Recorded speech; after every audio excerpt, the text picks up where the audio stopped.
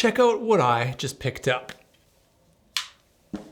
Boom. This is the DJI Pocket 3. I got this to elevate my game. In some of my recent videos, especially on my other channel, I've been doing some walking and talking, been vlogging. Let's switch over to this. When I'm using the Sony over here, the thing weighs a ton. I didn't realize how exhausting it would be. So props to all those people that are vlogging with the big heavy cameras.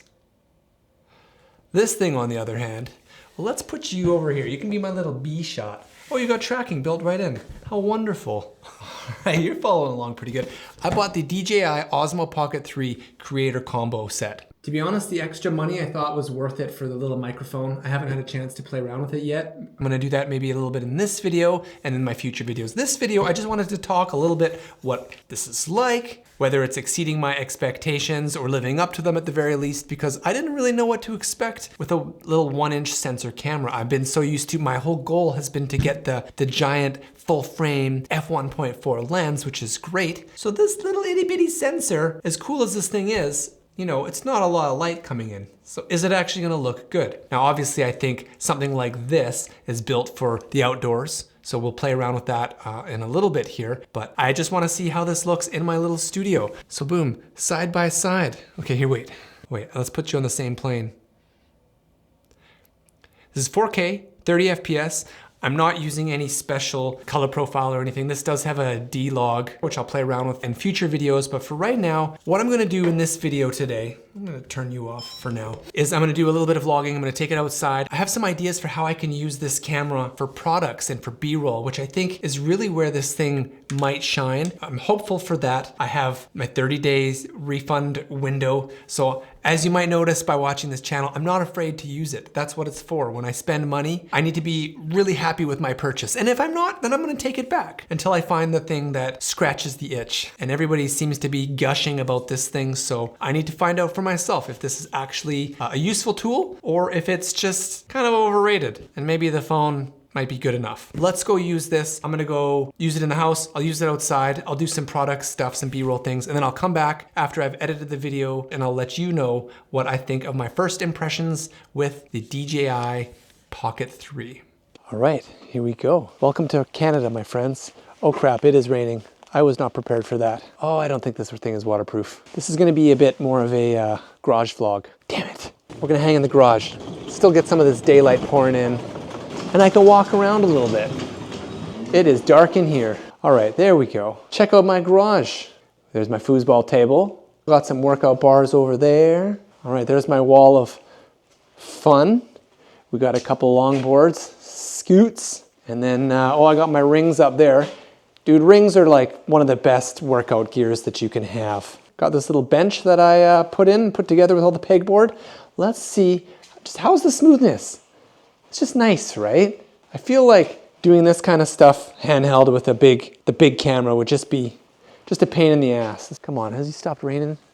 Damn it. All right, well, it's not gonna break if I use it, right? Oh, it is nasty. It's snaining, as my kiddos would say. How is the black? It's so much light with the snow, but I just wanna see what the, come on, let's reset. There you go, center on me, my friend. How's the stabe? Does it look pretty damn good? It should. If it doesn't, I mean, it's a lot easier to hold too. I am using the extended grip, which I didn't think that I was gonna use or need, but it's actually really quite nice. All right, well, I'm gonna cut short my little outdoor vlog. So far, how does it look? We're back indoors, so I wanna talk about a little bit more why I bought this thing.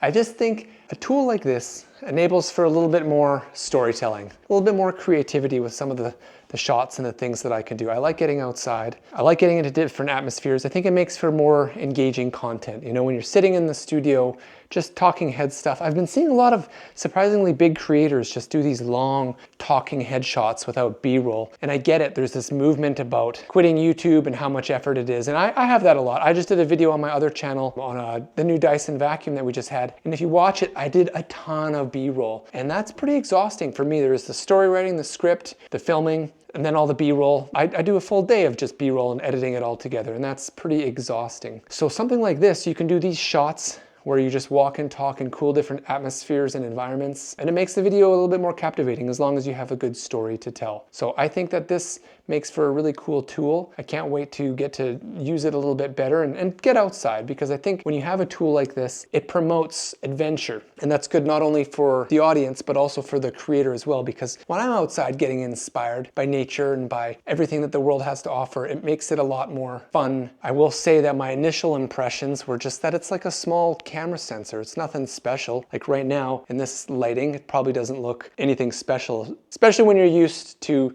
the full frame. But I feel like as a new YouTuber in the space who it really enjoys, I'll say a camera enthusiast, I suppose, my journey has been to go from getting as good at the highest quality as possible. And I think once you hit that level and you start to grow your channel, then you start realizing that the quality doesn't matter, it's the stories and the content that matters. Then you kind of go back to using phones and things with smaller sensor sizes, because they do help tell the story. And when you mix everything together, that's when the content gets good.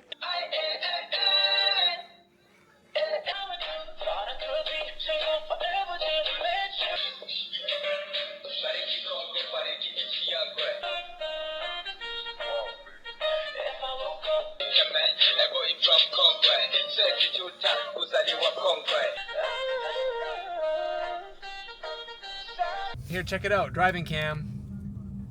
Ooh. This would be pretty cool. I bet there's some sort of mounts and stuff that you can have. Totally legal, I'm sure of it. All right, I'm just on my way down to the beach. I want to see what the outdoor stuff looks like. Let's go down there and take a look. All right, it was raining yesterday. Today seems to be a little better. But here's what I really like about this camera. Ooh, cool. All right, I got the microphone plugged in this time. It should be working. I didn't quite realize that you'd have to sync the audio in post. This tide is really high. That's crazy. I love that I can have this mic on and just walk while you can see what I'm doing. That's very cool. With the push of the button, I can bring it back just like that. How does this footage look? Is it smooth while I'm walking? I'm going up and down rocks here. Kind of got to watch my step a little bit, but this is kind of where this camera shines. The weight of it, it's not nothing. I mean, to have it up so you're not giving yourself a double chin, you gotta hold it up a little bit high, but you can keep it down low, keeping my face nice and centered, it seems, which is great. Now, I have to admit, the fact that this thing is not waterproof, it seems kind of insane to me, because the whole point of this camera is that it's an outdoor camera. Looking at the footage that I was doing inside, it's a tiny sensor. When you use it indoors, it doesn't look great. I had these high hopes that I would be able to do great looking B-roll and use it maybe as a B camera in my little studio, but it can't handle it. It's too little of a sensor. It's too small for anything indoors. The colors and everything just gets destroyed because of the lack of light. Like I was saying, once you get used to the full frame stuff and having the color to play around with in post, this is just nothing. Who knows, maybe the D-Log footage will be a bit of a game changer. I'll play around with that on a future video. Other than that, the stabe in the background is nice. I'm not the smoothest walker, but I have a feeling that the background has just been, you probably haven't really even noticed it, hopefully. That's fun, right? Let's look at the background here. This piece of wood, you can kind of see where it is f2 lens. That's not a lot of blurred background, right? Let's bring it back to me. You can see where I am, what's going on, right? And that's pretty cool. That's kind of what I want it for. But at the end of the day, this is a pretty expensive camera. I got the Creator Combo Pack. Pretty much cost about $1,000 Canadian. That's a lot of money. And when I was comparing this, the DJI Pocket 3 to the other ones, the quality definitely looked better. Maybe it's fine for this kind of footage with just a smaller, cheaper used option. Maybe I could buy something for a few $100 and get similar quality.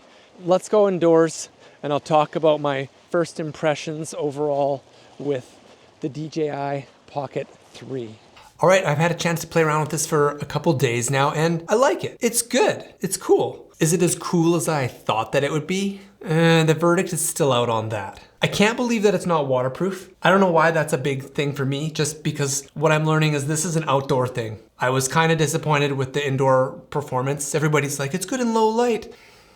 subjective. That's maybe if you're outdoors and there's lots of lights going on, maybe in a city or something. I don't know. I'll have to play around more with that. This, again, is not my review, but for the indoor stuff, I'm a little disappointed. I'm allowed to be. I'm still learning about how cameras work. I can't help but compare it to my full frame Sony. I know that's a stupid thing to say, but what can I say? Sometimes it's worth lugging around the extra weight to just get that footage that makes you as the creator feel happy with your work. As far as the background blur goes, it's fine enough. I thought that I'd be unhappy with it because on this little screen, everything looks like it's in focus because the screen's so small, but when you put it on the big screen and you're editing it, it would be nice to be able to change the aperture, whatever. The obvious benefit of the small sensor is how easy it is to stabilize and how good the footage actually looks. I mean, that's what you're paying for. That's what this thing is all about. It's an on-the-go camera. I guess I just thought it might be so much better than my phone that I'd want to take it with me. I don't know if it's that. The thing that I didn't get a chance to do in this video, where I think this thing is gonna shine the most, is for the 60 FPS. My last couple videos, I've kind of been getting addicted. I really love shooting in 60 FPS, even for talking head stuff. I like the way that it looks. It's so smooth. Right now I'm shooting in 4K 30, and all the footage I showed you today was on 4K 30 with this. But when I bump it up to 60 and do the action stuff outside, that's where I think it looks really good. Carrying this compared to carrying that, huge difference. And if I'm gonna be doing lots of stuff outside, then it will be worth this. This handheld one on its own, I think, would be a little hard to hold up at face height. You'd have to keep it down with your shoulder tucked in, and then, like I said, the angle might be a little bit low for the look that I want to get. I like that. That seems like a better height, a little bit more eye level. So maybe using the battery as a walking stick sometimes might be a little easier than having to hold your arm right up. So, cool vlogging camera, not as versatile with the indoor stuff or with the B-roll as I was expecting. And so that's just about it. That's my first impressions with this camera. It's cool. It's not as big of a game changer as I really was hoping that it would be, but my expectations were pretty high. Am I gonna keep it? That I'm not so sure about yet. I wanna do some more testing. I'm gonna do some more videos on it, and maybe you can help me decide if it's cool enough and if the shots that I get in my future videos warrant the price tag. So maybe you can help me out with that. What about you? Are you curious about this little camera? Have you wanted to get one? Have you wanted to try one? Do you use one of the older ones? I'm almost thinking that a used one, maybe the two, I don't even know if the ones are good enough for, you know, a couple $100. Might get similar footage, but maybe the lack of light, maybe the bigger sensor, maybe the bigger screen is just really worth the extra money. I'm gonna try maybe a little bit more vlogging with my phone in the future too, to kind of compare them. Thank you so much for watching. I'd love to hear what you think about this camera down below. I edited this video in my last couple videos with my M1 Max, so if you followed along for those videos, you'll be happy to know that I am happy using this machine. It's been great. The only difference that I really noticed from the M3 Max is the battery performance, and only while I'm video editing. For the day-to-day usage, this is great, but while video editing, this definitely sucks the power a little bit faster than the M3s. But otherwise, still a happy Apple fanboy over here. I haven't got any other Apple stuff yet. More on that soon. All right, maybe check this video out next. Otherwise, how about this one? We'll see you next time on the Sad Studio.